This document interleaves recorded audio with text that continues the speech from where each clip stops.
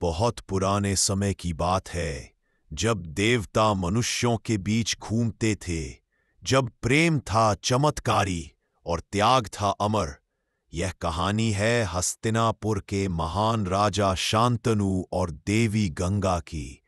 एक ऐसी कहानी जो आपको प्रेम में डुबो देगी और अपने रहस्य से मोहित कर देगी। तैयार है? तो चलिए डूब जाते हैं इस महाकाव्य के गहराई में। सुनहरी शाम थी। गंगा किनारे हवा में पानी की खुशबू घुली हुई थी। हस्तिनापुर के राजा शांतनु घोड़े पर सवार होकर शिकार के लिए निकले थे। अचानक उनकी नजर ठहर गई। एक औरत, वह गंगा के बीच खड़ी थी। उसके बालों की बूंदों पर सूरज की किरणें चमक रही थीं। चेहरे पर एक दिव्य शांति थी। राजा समय की धारा में खो गए। वह धीरे धीरे उसके पास पहुंचे और उसी पल प्रेम की नदी उनके दिल में बह चली। दिन बीते गए, रातें गुजरती रहीं।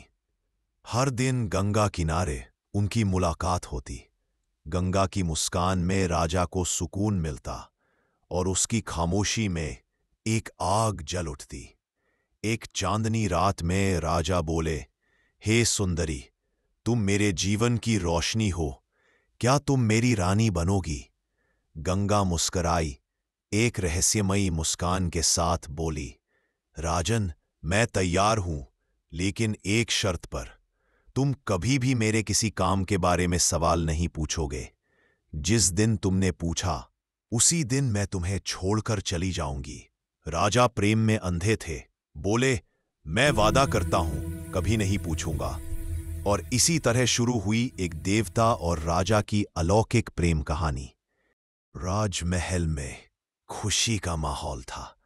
गंगा अब रानी बन चुकी थी। कुछ ही दिनों में उनके गोद में पहला बेटा आया। राजा मुस्करा रहे थे, उत्सव चल रहा था। लेकिन तभी गंगा बच्चे को लेकर नदी की ओर गई और अगले ही पल छप्पाक, बच्चा गंगा की लहरों में समा गया। राजा स्तब्ध रह गए। चिल्लाना चाहते थे, लेकिन शर्त याद आई और वो चुप रह गए। दूसरा बच्चा, तीसरा, एक के बाद एक, 7 बार। हर बार गंगा अपने बच्चों को नदी में बहा देती। राजा का दिल टूटता जा रहा था, लेकिन मुंह से एक शब्द नहीं निकला, सिर्फ खामोश आंसू। 8वां बच्चा पैदा हुआ, एक उज्जवल सुंदर बालक। गंगा फिर से नदी की ओर बढ़ी। इस बार राजा खुद को रोक नहीं पाए। वो चीख पड़े, रुको गंगा, यह पाप क्यों? मेरे बच्चों को क्यों मार रही हो? गंगा ठहर गई। उनकी आंखों में आंसू, चेहरे पर शांति। राजन, आज तुमने अपना वचन तोड़ दिया, इसलिए मैं जा रही हूं।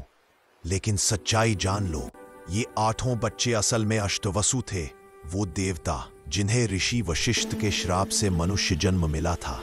मैंने सिर्फ उन्हें उनके श्राप से मुक्त किया है। पहले 7 देवलोक लौट गए और ये 8वां पुत्र देवव्रत तुम्हारे वंश का गौरव बनेगा। यह कहकर गंगा ने बच्चे को शांतनु की गोद में रखा और फिर धीरे धीरे नदी की लहरों में विलीन हो गई। शांतनु नदी किनारे खड़े रहे, आंखों में आंसू, गोद में पुत्र। उन्हें पता नहीं था, यह बच्चा एक दिन इतिहास बदल देगा।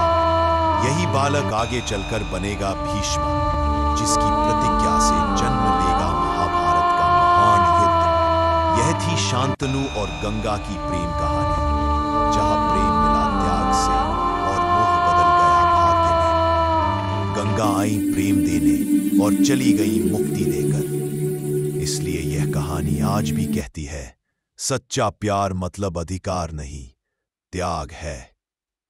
दोस्तों, अगर ये कहानी आपके दिल को छू गई हो तो वीडियो को लाइक करें। कमेंट में बताइए आपको कौन ज्यादा अच्छा लगा, गंगा या शांतनु। और महाभारत की ऐसी ही रहस्यमयी और दिल छू लेने वाली कहानियां सुनने के लिए स्टोरी लाइन अपडेट चैनल को सब्सक्राइब करें। धन्यवाद।